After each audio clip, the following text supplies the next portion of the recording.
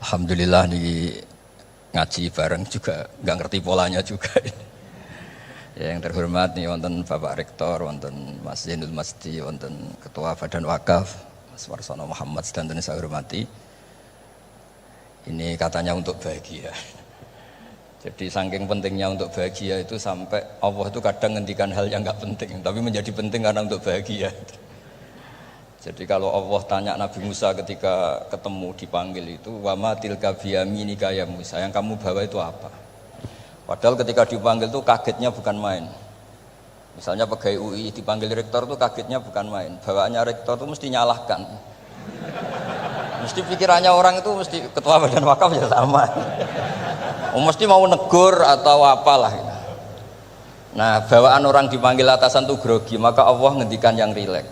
Kamu bawa apa gitu. Yang kamu pegang tangan kanan kamu itu apa? Masa Allah tanya sekedar gitu kan karuan. Wong kita manusia aja tahu yang dibawa Musa itu apa tong? Kok Allah malah tanya?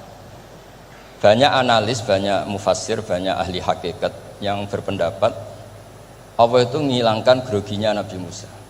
Sehingga tanya yang ringan.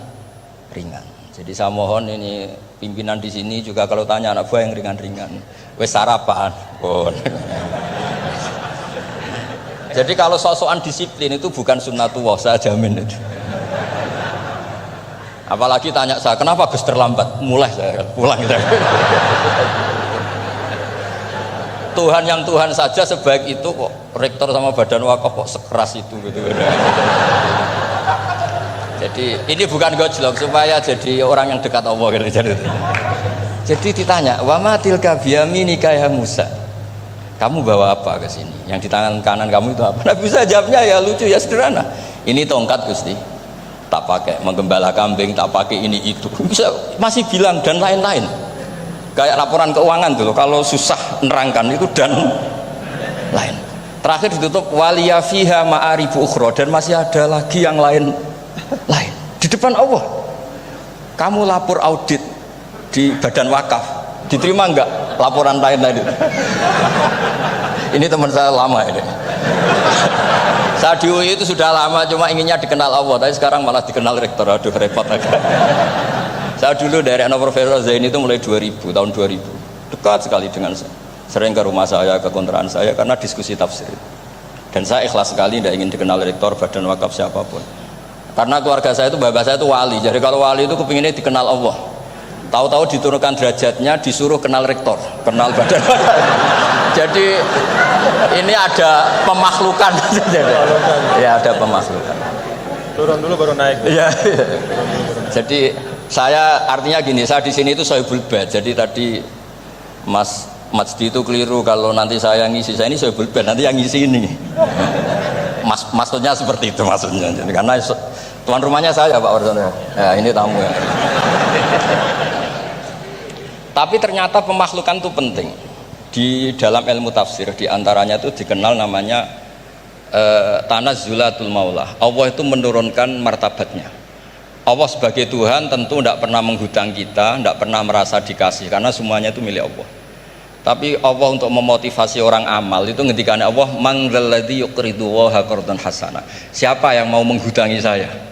Allah itu tentu tidak butuh hutang kita karena kan semua milik kita itu milik Allah. Tapi supaya orang termotivasi amal, merasa superior, merasa heroik, saya mau menghutangi Allah, saya mau menolong Allah.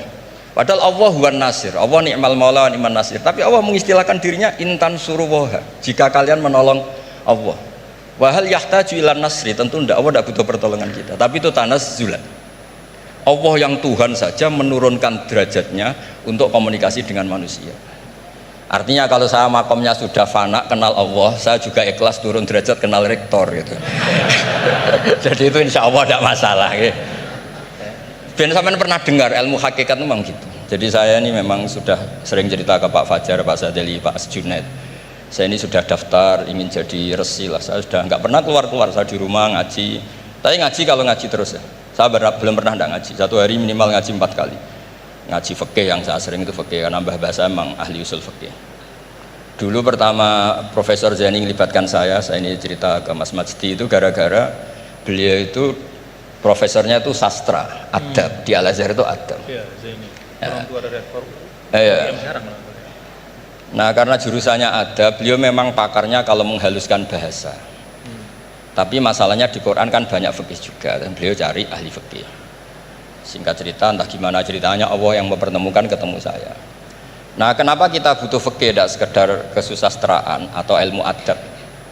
Karena ada tafsir atau fikih dalam Quran yang mau tidak mau harus difikihkan. Misalnya begini, wa antasma'u bainal ukhtain, kamu tidak boleh menikahi sekaligus mbak dan adiknya atau adiknya dan mbaknya.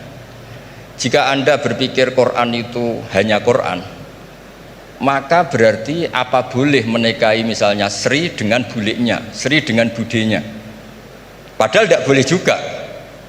Tapi faktanya Quran hanya ngendikan wa antasma'u bainal ukhtain. Sebab itu zaman Rasulullah SAW sugeng itu nambahi wala binal mar'ati wa ammatiha wala binal mar'ati wa kholatiha, juga tidak boleh menikahi Sri dan budenya atau Sri dan buliknya. Dan kebetulan Nabi itu tidak menambahkan wala binal mar'ati wa jaddatiha, karena kayaknya itu nggak usah dilarang, ya sudah lucu aja gitu. Masa kamu nikahi perempuan umur 17 terus minat mbahnya umur 70. Lah itu kalau sampai butuh dilarang ya Anda perlu berobat itu. Tapi kalau bulik kan kadang masih menarik. Orang-orang kayak gini itu misalnya nikah umur 17, buliknya cantik umur 30, minat enggak? Jadi artinya butuh dilarang untuk tidak minat tuh butuh dilarang gitu. Tapi kalau mbah Ngono kok ditakok. nah ngono kok ditakon. Ini pakarnya. Ini tetangga saya orang Bojonegoro, dulu benderanya Profesor Zeni juga. Artinya andai kan tidak ada usul fikih ini mimbabi itlaqil ba'di wa iradatil qul. Meskipun usul fikih itu yang menginduk ilmu balaghah, ilmu ini itu. Jadi Allah menyebut bainal ukhtain artinya diganti bainal mahromain. Jadi ukhtain itu ibaratun atau itlaqul ba'di, yaitu ukhtain mewakili kata mahromain. Dua perempuan yang punya hubungan mahram tidak boleh dinikah bersamaan untuk orang-orang yang poligami. Ini penting supaya semua tafsir juga gitu, lafat-lafat yang ada mahdhufnya itu kita jaga, baik itu secara keilmuan maupun secara fikih. Keilmuan misalnya begini, orang yang dilaknati Allah, mal'anahu wa ghadiba alaihi, di antaranya diteruskan wa ja'ala minhumul qiradata wal khanazira wa abadat tauhid. Lalu misalnya secara penelitian tidak pernah ada makhluk manusia yang dulu jadi kera. Tapi melihat ayat itu seakan-akan itu pernah ada periode atau kejadian di mana manusia itu dirubah jadi kera. Wa ja'ala minhumul qiradata. Mau tidak mau kita butuh perangkat ilmu lain yang namanya balaghah. Itu orang Jawa, itu kalau dilangkai kakinya itu hanya bilang kayak kera. Orang nggak sopan tuh katanya kayak kera. Tapi kalau dilangkai kepalanya langsung oh dasar ketek itu, dasar kera itu. Artinya dalam ilmu tasbih, kalau kemiripannya itu biasa itu masih disebut ka, seperti.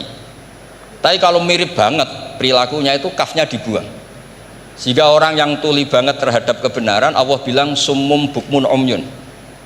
Orang kafir itu summun, tuli misalnya, bukmun ada bisu, padahal faktanya mereka bisa mendengar, bisa ngomong, bisa bicara, tapi saking tidak pernahnya mau mendengar kebenaran, di redaksinya summun, bukan kasumi tapi summun. Begitu juga di bab madah, memuji. Kalau orang agak ganteng, mungkin saya kalau muji Mas Masdi hanya kalkomar, muji Pak Rektor paling ya kalkomar. Tapi kalau muji Nabi langsung komarun, anta samsun, anta bedrun, karena gantengnya kelewat, sehingga kaf tasbih sepertinya itu dibuang. Nah, andai kan tidak ada fakta manusia itu pernah dirubah jadi kera di era itu, andai kan itu nggak ada, kita sendiri juga nggak tahu. Kita masih bisa menganalisis dengan teori balaghah tadi, wa ja'ala minhumul qiradata ekal qiradah. Mereka atau mislal qirodah, mereka dijadikan Allah laksana kera, tidak berakhlak, tidak beretika, tidak bermoral. Ini pentingnya ilmu balaghah, sehingga kita tidak perlu mengharuskan orang berkeyakinan dulu itu pernah ada orang manusia dirubah jadi apa? Kera. Nah misalnya ada yang berkeyakinan atau berpendapat memang itu pernah nyata, itu ngendikannya Rasulullah kemudian itu dihilangkan, hanya hidup 3 hari kemudian hilang sehingga nggak punya turunan. Jadi pilihan-pilihan dalam tafsir itu satu tentu riwayat, dua itu analisis balaghah. Nah, analisis fikih itu tidak kalah penting karena konstruksi Quran itu ada fikih yang sudah mapan. Seorang lagi ada fikih yang sudah nopo mapan. Ketika Nabi Lut itu menyesali kaumnya itu lesbi dan gay, kelainan seksual. Itu Nabi Lut ngendikan haula ibanati hunna adharulakum. Kalau kamu ingin menyalurkan kebutuhan biologis Anda, ini ada anak-anak putri kami, hunna adharulakum. Itu lebih suci bagi kalian. Tentu fikih itu sudah mapan, maknanya dinikahi dulu dengan proses nikah yang sah. Nah, barokahnya fikih yang mapan ini Allah tidak cerita tafasilul umur, tidak cerita detail-detailnya. Sehingga salah sekali kalau kita sering bilang kita hanya kembali ke Quran.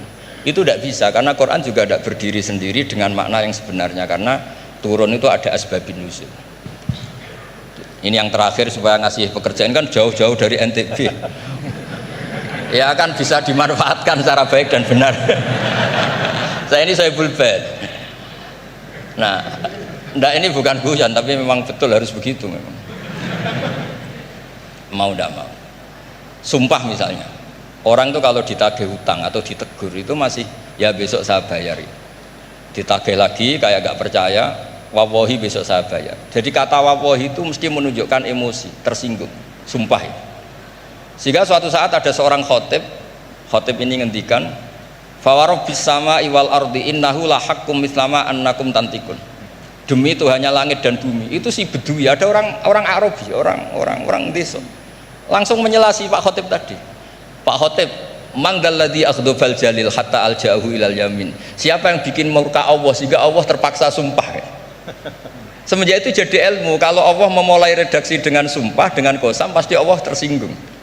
Jika lafat-lafat yang dimulai wanaziati khorqa atau dimulai wasamsi waduhaha, mesti terusannya itu Allah agak marah. Karena di mana-mana orang sumpah itu menjelaskan sama yang agak tidak percaya. Itu dzauqul arabi, itu adzauqus salim. Nah, begitu seterusnya. Kemudian masalah wasfiyah ismiyah. Saya dulu sering debat sama Profesor Zaini. Kan misalnya kiai-kiai di Jawa umumnya kalau maknani min alakin itu segumpal darah. Lalu orang-orang yang nekuni embriologi itu tidak pernah ada segumpal darah. Kalau segumpal darah malah jadi kluron, macam-macam.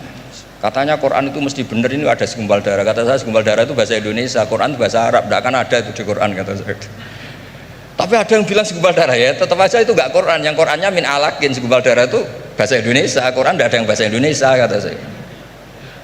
Nah, tapi itu bisa dianalisis pakai balaghah atau pakai teori madatul kalimah. Min alakin itu dari kata aliko ya'liku alakon, sesuatu yang menempel. Jadi kalau di proses embriologi, misalnya ada apa yang menempel dalam ilmu itu, yaitu yang jadi rahim, jadi anak. Atau pakai ilmu balaghah, min alakin tetap maknanya segumpal darah, tapi maknanya itu tangkis atau tahkir. Manusia itu sombong. Padahal materinya sama yang sekarang jadi sama dengan materi yang sekarang jadi segumpal darah, yaitu kita yang seperti ini materinya ya sperma, segumpal darah yang seperti itu juga materinya sperma. Kok kamu sombong? Materi kamu sama dengan materi min alakin. Itu persis dengan adatul Arab kalau sedang mencibir orang yang sombong. Itu kalau orang Arab bilang antal ladzi kharasta min makhrajil bauli marratan, kata orang Arab. Kamu adalah manusia yang keluar dari jalannya kencing 2 kali. Keluar dari penis lelaki ya lewat jalur kencing, keluar dari ibunya juga lewat jalur kencing. Supaya orang nggak sombong itu orang Arab bilang antal ladzi kharasta min makhrajil bauli marratan. Nah, min alakin itu dalam konteks itu karena begitu angkuhnya Abu Jahal, begitu angkuhnya kafir-kafir Quraisy, sampai diingatkan Allah ulang, kamu ini materinya min alakin, sejenis itu mbok yo jangan yatho. Buktinya terusannya ayat kalla innal insana lihat manusia itu sungguh angkuh. Ya niki pun deal ya, jenengan harus sepakat. Saya ini Sohibul Bait sama Pak Warsono sama Pak Rektor. Ini tamu yang diundang untuk ceramah tafsir. Kalau ndak berarti asawaha wa rasulullah. Nggih, monggo Mas Wasti jenengan. Pun sing suwi. Terima kasih Gus. Jadi nanti kita balikin lagi ke Gus Baha ya. Tapi Gus, jadi begini, tadi beliau menyampaikan kan beliau ini min sulalatil aulia ya. Jadi kakek beliau itu adalah para aulia. Jadi aulia itu muhimmahnya itu adalah dikenal Allah gitu ya. Nah, kemudian beliau bilang bahwa tapi takdirnya sekarang masuk UI ini pengen dikenal Allah malah justru turun jadi dikenal rektor katanya.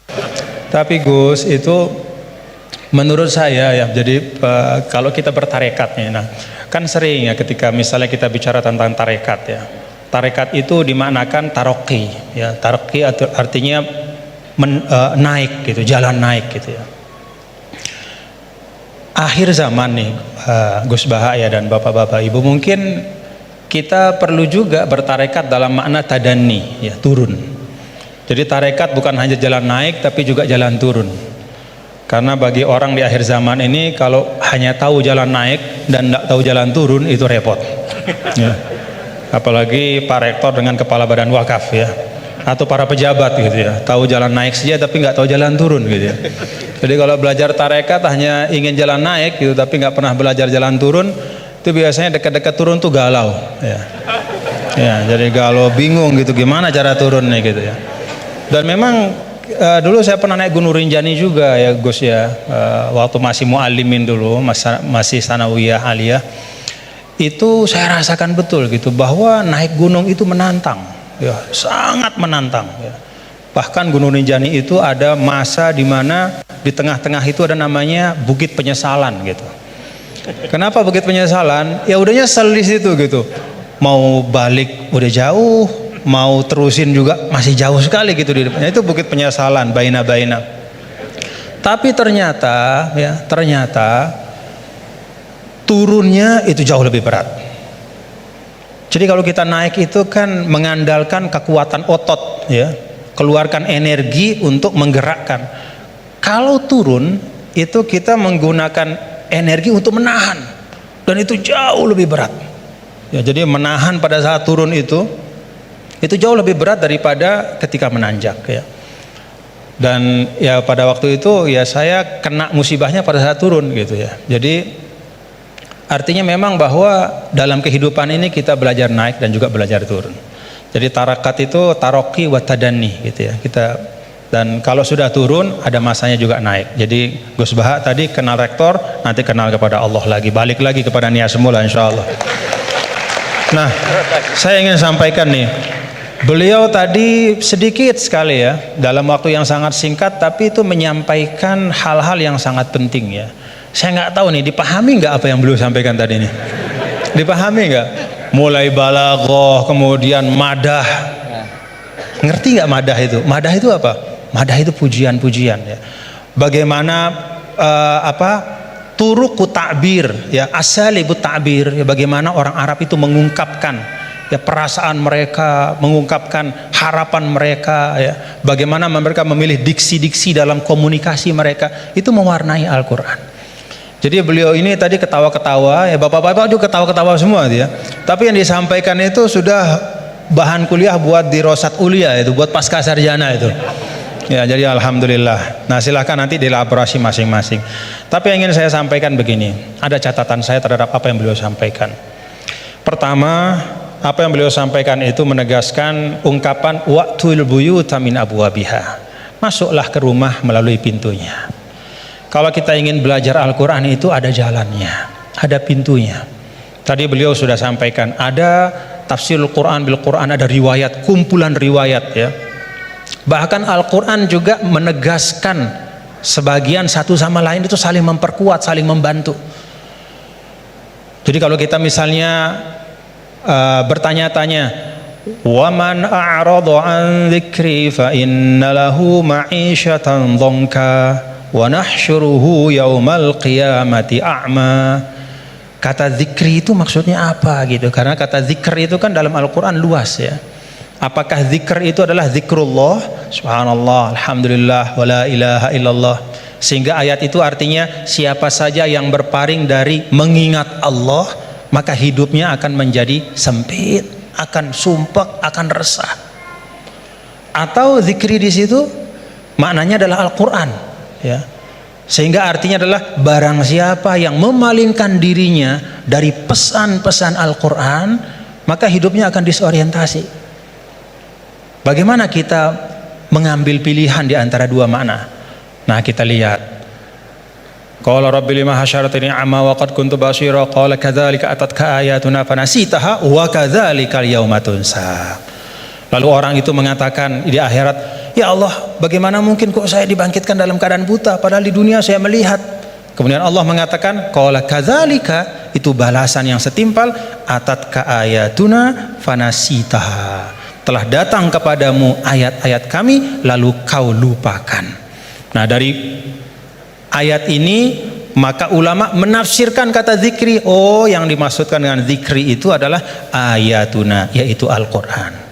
Nah, ini yang disebut dengan Al-Quran yufassiru ba'duhu ba'duhu, dia saling menafsirkan, baik itu penafsirannya datang segera setelahnya ataupun di ayat-ayat yang lain seperti yang Al-Mukarram Kiai Haji Bahauddin sampaikan.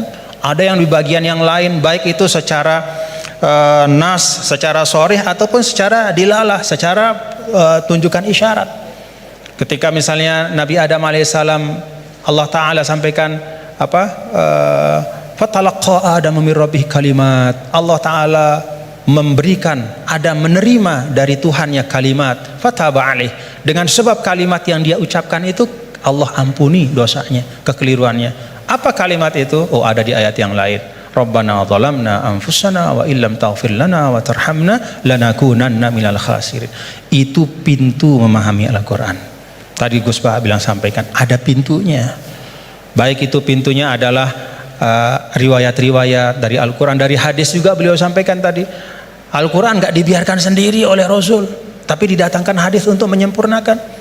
Bahkan ketika dulu ada orang ya, yang mengatakan ini bukan zaman sekarang, zaman dulu sekali, ba'das sahabah, zaman tabi'it tabi'in. Saya lupa, mungkin Gus Bah yang ingat riwayatnya secara persis. Ada yang datang kalau tidak salah kepada Al-A'mash, seorang imam besar namanya Al-A'mash. Lalu orang itu mengatakan, ya Imam, kenapa kita capek-capek Anda ajak kami untuk baca hadis? Kenapa Anda ajak kami untuk mendiskusikan hadis panjang-panjang? Bukankah sudah ada Al-Quran di tengah-tengah kita? Ngapain lagi? Apa kata Amash? Ya ahmaq, Pak, atajidu, apakah kamu temukan dalam Al-Quran itu ada sholat 5 waktu secara terperinci? Gak ada. Nabilah yang menegakkan amanah untuk menjelaskan sholat 5 waktu itu kayak apa, banyak rakaatnya seperti apa, waktunya gimana, kaifiyatnya seperti apa. Bahkan sebelum sholatnya pun Nabi ajarkan isbagul wudunya kayak apa. Bahkan tidak hanya yang wajib-wajib dalam wudu, madmadah istinsyaknya pun, kumur-kumurnya masukin air ke hidung, semua diajarkan sama Nabi. Maka Amash mengatakan, dari sisi ini Al-Quran lebih butuh kepada hadis daripada hadis kepada Al-Quran. Dari sisi bahwa hadis itu menguraikan, menjelaskan dan menyempurnakan, menambahkan, melengkapi bahkan yang tidak ada di Al-Quran. Nah, itu pintu memahami Al-Quran. Karena itu tidak boleh dan tidak ada istilahnya namanya ahlul Quran dalam makna bahwa hanya mau Quran saja, nggak mau tahu apa kata hadis. Itu nggak ada istilah dalam Islam. Ilmu yang muktabar selalu Al-Quran bersama dengan hadis Rasulullah SAW. Lalu yang kedua pintunya apa? Ya asbabun nuzul. Tadi juga disinggung selintas oleh guru kita bahwa ada sebab-sebab dari turunnya Al-Quran, ayat-ayat Al-Quran. Yang kalau sebab ini nggak difahami, bisa saja ya dalam beberapa kasus orang salah faham. Dan itu kejadiannya bahkan sekali lagi bukan hari ini, bukan kemarin, tapi dulu pada masa orang-orangnya itu masih berhimpitan, berdempetan dengan Rasulullah SAW. Ada seorang sahabat didatangkan, kalau tidak salah pada masa Sayyidina Umar bin Al-Khattab radhiyallahu anhu. Lalu dia ditanya, kenapa kok kamu minum minuman keras gitu kan? Dia mengatakan, loh kan saya ini orang beriman, saya kan orang bertakwa, kan di Al-Quran tuh ada, laisa 'alal ladzina amanu wa 'amilus solihati junahum fima ta'imu idza mattaqaw wa amanu ila akhir ayat. Gak masalah kalau sudah beriman bertakwa makan minum apapun, begitu. Kalau ini secara harfiah kita baca ayat itu. Lalu karena dia baca ayat itu saja, dia beranggapan, oh berarti makan minum udah bebas karena sudah beriman bertakwa. Nah saat itulah kemudian diluruskan, ya, diluruskan. diluruskan bahwa ayat ini sabab nuzulnya adalah ketika ada sebagian sahabat yang datang kepada Rasulullah SAW dan bertanya, ya Rasulullah, ada teman-teman kita yang sudah meninggal, mereka syuhada pada saat perang-perang, mereka mati syahid, mereka meninggal sebelum turunnya ayat yang mengharamkan khamr. Bagaimana nasib mereka ya Rasulullah? Padahal mereka meninggal dalam keadaan masih minum khamr. Jadi meninggal ya masih minum karena memang belum turun pengharaman. Maka turunlah ayat ini menjelaskan. Oh, kalau memang orang nggak tahu, belum ada taklif kepada dia, nggak dosa. Nah, sebagian ulama kemudian menarik ayat ini juga ke masa sekarang, ya. Kalau misalnya ada di tempat-tempat tertentu, misalnya ada katakanlah dakwah Islam masuk ke suatu negara misalnya, lalu para dai itu menyampaikan tentang tauhid, menyampaikan tentang rukun iman, baru disampaikan tentang rukun iman, rukun Islam, kemudian orang itu dia bersyahadat, dia baru sholat, lalu dia meninggal dalam keadaan dia masih minum khamar pada saat belum dijelaskan oleh dai itu bahwa Islam mengharamkan khamar. Bagaimana hukumnya dia gitu? Dia masuk orang baik apa gimana? Oh enggak, berarti dia tidak terkena ya kepada kewajiban untuk menjauhkan diri dari khamar karena memang belum dijelaskan. Nah, karena itu kita bapak-bapak, saudara-saudara, kita berlapang-lapang lah seperti yang guru kita sering sampaikan, kita berlapang. Jangankan pada masa sekarang, pada masa dulu saja, ketika masa Imam Ghazali, apa kata Imam Ghazali? Ini tentang dakwah. Kata Imam Ghazali, menurut saya, ya, ahlur rum, ya, orang-orang yang ada di daerah-daerah yang berjauhan, jauh dari pusat Islam, dan karena itu dia tidak dapat pesan Islam, dia nggak ngerti Islam itu apa, atau Islam itu sampai tapi fi wajhin musyawash, bentuknya udah nggak bener, ya, disinformasi tentang Islam. Maka kata Imam Ghazali, orang itu menurut saya hukum mereka adalah sama seperti hukum ahlul fatrah. Jadi nggak bisa kita mengatakan misalnya orang, mohon maaf, orang di belahan dunia Skandinavia misalnya, di negara-negara yang jauh gitu, kemudian kita hukumkan, wah mereka itu adalah orang kafir, mereka itu mukhallat finnar. Belum tentu, kecuali setelah kita pastikan bahwa cahaya Islam sudah sampai dalam bentuk yang sebenarnya dan mereka menolak dengan kesadaran. Itu namanya kufur. Al-juhud, menolak dengan kesadaran. Kalau sesuatu itu nggak sampai, dia mau nolak apa? Atau kalau sesuatu itu sampai tidak dalam bentuk yang benar, dia nggak salah kalau nolak. Misalnya hari-hari dia dapat berita Islam agama teroris, misalnya nih dari medianya, itu aja yang dia konsumsi. Kita nggak punya dai ke sana karena nggak ada kita yang menguasai bahasa Skandinavia misalnya, nggak ada yang ngerti bahasa Finland, maka kita nggak pergi ke sana. Kita di sini saja di Indonesia, lalu kita hukumkan orang di sana di mana-mana hanya karena dia tidak la ilaha illallah Muhammad Rasulullah berarti kafirun mukhalladun finnar. Enggak, belum tentu. Kata Imam Ghazali, bisa jadi itu ahlul fatrah. Nah, dengan itu maka kita lebih tenang di dalam berdakwah, tidak mendahulukan memvonis seseorang, sekelompok orang, tapi tausilud dakwah yang kita utamakan, menyampaikan itu yang diutamakan. Nah, tadi beliau menyampaikan itu tentang sabab nuzul. Dan yang ketiga yaitu ma'rifatul lughatil arabiyah, itu pintu.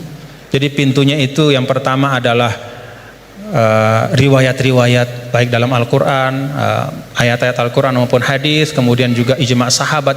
Yang kedua adalah sabab nuzul kita faham.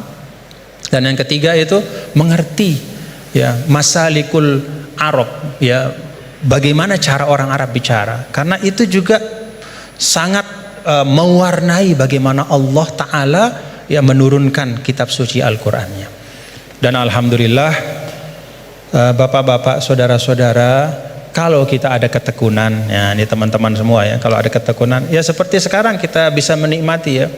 Kalau dulu misalnya apa yang disampaikan oleh Gus Baha itu hanya bisa dinikmati oleh para santri ya, di pesantren-pesantren, itu pun dalam halakoh-halakoh yang terbatas. Tapi alhamdulillah berkat UII ngaji bareng kita bisa menikmati hari ini mutiara-mutiara dan keindahan Al-Quran. Alhamdulillah. Saya balikin lagi kepada Gus Baha sebagai Sahibul Bait.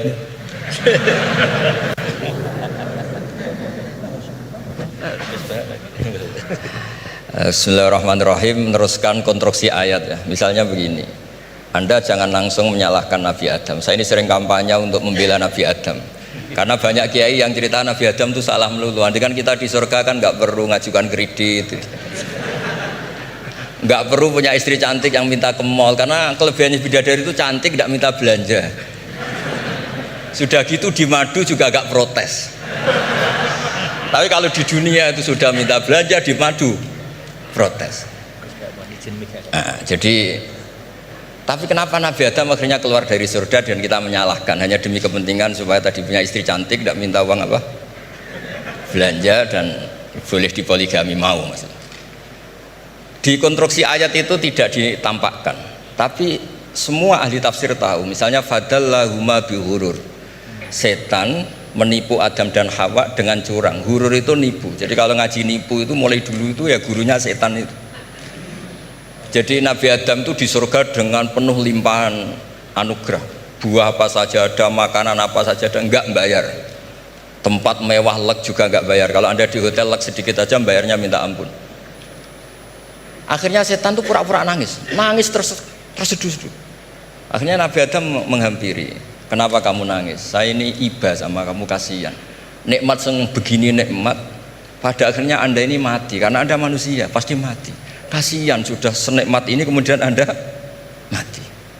Pura-pura nangis, jadi lama ya nangis, acting itu. Akhirnya Nabi Adam tanya, lalu solusinya gimana?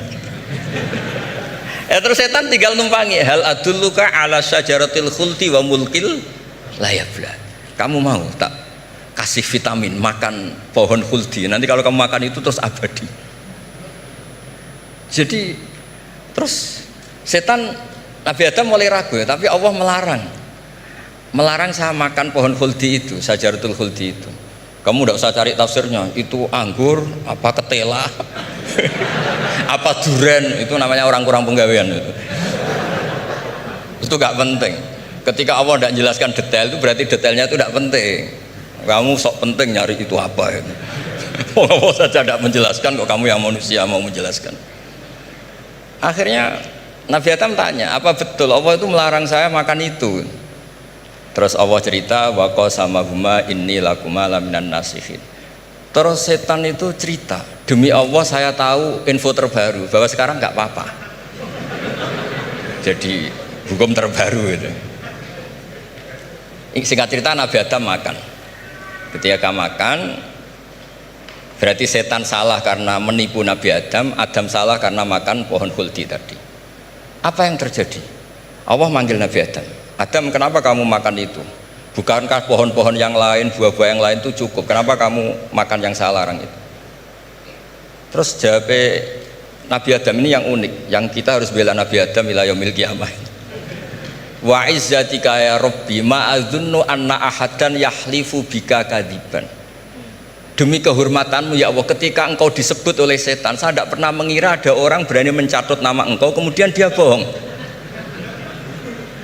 Loh, ini contohnya Pak Fajar ini tuh. Sama temannya yang paling sering bohong itu dia nggak percaya, tapi meskipun sering bohong kalau dipanggil Pak Rektor ngecek ulang apa enggak, kalau kalimatnya dipanggil Pak Rektor pasti nggak ngecek ulang, meskipun teman yang sering bohong pasti langsung nyari Pak Rektor. Saya misalnya sebagai murid Mbah Maimun punya teman yang sering bohong sekalipun, terus bilang Gus dipanggil Mbah Maimun, pastilah langsung ke sana, karena disebut nama itu orang sudah tidak berpikir jelimet. Ketika engkau disebut ya Allah, saya tidak pernah ngira ada orang mencatat nama engkau kemudian dia bohong, sehingga Allah itu haru sama Nabi Adam. Makanya Nabi Adam itu diusir. Ini meneruskan ayat yang dibaca Mas Majid tadi, diusir tapi disangoni. Dam, secara prosedur hukum kamu harus saya usir karena kamu melanggar, tapi tak sangoni. Lucu kan? Tak sangoni, kamu baca ini ya. jadi unik. Makanya ayatnya fatalaqqa Adamu mir Rabbi, bukan kreasinya Nabi Adam. Kalimat itu bukan kreasi Nabi Adam, tapi hadiah sama Allah. Ini kamu secara pelaturan tak usir, tapi tak sangoni, ini dibaca nanti. Tapi Nabi Iblis tidak disangoni, karena memang dia penipu betul. Sudah gitu akting pura-pura nangis, pura-pura ini itu, jadi benar-benar penipu ulung. Makanya sekarang pun kalau penipu itu memang harus sopan, harus nangis. Itu cara untuk karena sanatnya penipuan memang begitu, sanat awalnya memang begitu. Pura-pura nangis terus pura-pura itu. Jadi itu memang cara paling efektif untuk apa? Nipu. Ada sanatnya. Nah, lalu kenapa ada hadis mangqala la ilaha illallah dakhalal jannah? Ini terakhir terus nanti Mas Masdi ngendikan terus doai sekalian. Perintah sohibul bait, bukan permintaan, perintah. Perintah itu bukan berarti tidak sopan. Memang bahasa Indonesia itu gitu. Permohonan itu mesti diabaikan. Kalau perintah itu agak tegas. Bukan masalah. Jadi begini. Saya ulang lagi konstruksi ya, konstruksi ayat fadallahuma bihurur. Kenapa mangqala la ilaha illallah dakhalal jannah? Itu unik. Kalau kita baca hadis, ada orang itu pendosa, salahnya sudah minta ampun, sama Allah dipanggil. Ini hadis musnad, riwayat musnad Ahmad dan banyak riwayat yang lain. Dipanggil, Fulan kamu kesini, kamu lihat itu apa? Bok Gusti. Berapa? 99. Per bok itu maddul basor, sepanjang mata melihat itu isinya dokumen kesalahan dia. Jadi nggak kayak yang di pengadilan itu hanya beberapa tumpuk. Itu sepanjang dia lihat itu kesalahannya dia. Sepanjang dia melihat, sudah gitu jumlahnya 99. Ya dia putus asa, dia tidak akan masuk surga. Kemudian sama Allah, sudah kamu tenang saja, diambilkan bok kecil, kecil sekali, paling sak bok jam tangannya. Dah, innaka lan tuzlamal yaum, kamu tidak akan terdolimi. Kenapa Gusti? Ini kamu punya kebaikan ini kecil sekali. Ya apa efeknya Gusti? Kan nggak ngefek kesalahan seperti itu. Kemudian bandingannya hanya kebaikan sekecil itu. Dah kamu tenang aja.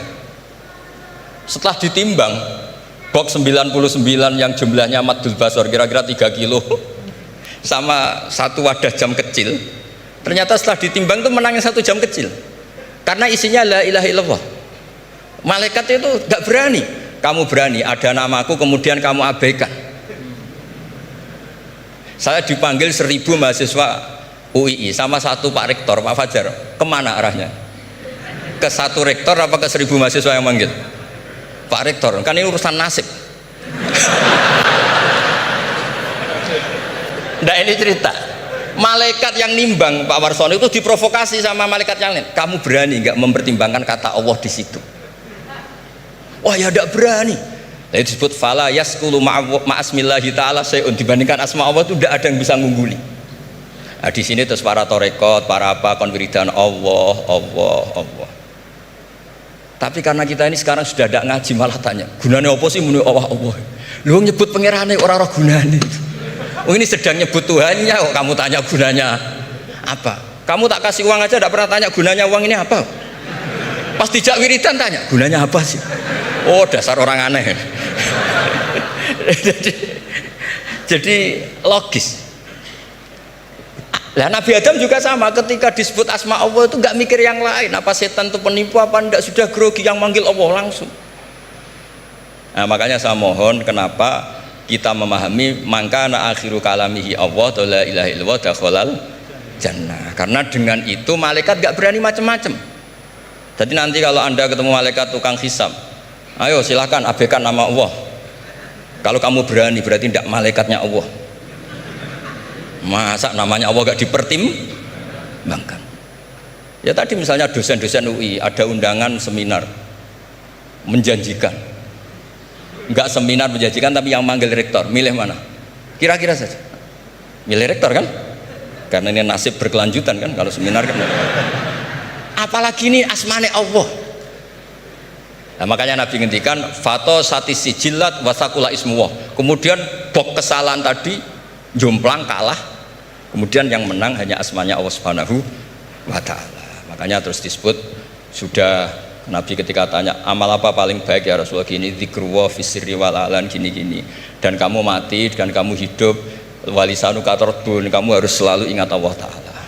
Lah dene saya sekarang itu sudah biasa ingat Allah terus disuruh ingat rektor, ya muga-muga itu tugas dari Allah juga. Saya tidak tahu apa benar apa tidak tahu.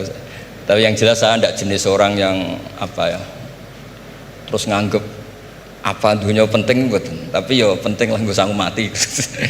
Tapi yang jelas supaya sampean ngerti madhab saya, karena ini ngaji dan saya punya niat baik, maka saya ungkapkan cara berpikir saya. Jadi Sama ndak usah kaget. Mungkin namanya kan mengabaikan kesalahan. Cara berpikir nggak gitu. Kita punya riwayat sahihah bahwa ketika malaikat mengabaikan semua kesalahan ini karena nggak berani memperbandingkan asmane Allah dengan yang lain.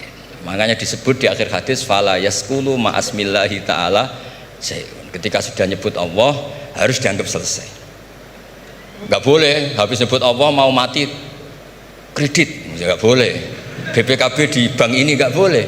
Nanti akhir hayatnya bilang BPKB bukan Allah. Nggak harus kata Allah itu mengunci. Disebut akhiru kalami. Lah kalau sampean tanya, kenapa itu menjadi penting? Karena tadi malaikat tidak akan memperbandingkan Allah dengan yang lainnya. Makanya ketika ulama-ulama sufi, kalau kamu habis salah istighfar, nanti di sohifah kamu akan ditulis habis salah, salah. Terus di belakang ditulis, tapi setelah itu dia bilang astagfirullahaladzim. Nanti malaikat tinggal aja kamu teror. Kamu mempertimbangkan Allah apa yang itu? Ini tak ajari nih. Kalau tepak ya kamu didengar, kalau tidak malah digebuki. Tidak tahu saya. Tapi itu ijazah resmi nih hari ini. Hadisnya akurat. Ijazah. Ijazah. Nggih ngoten mawon kok nak kesuwen kepinteran nyanyi kula. Assalamualaikum warahmatullahi wabarakatuh.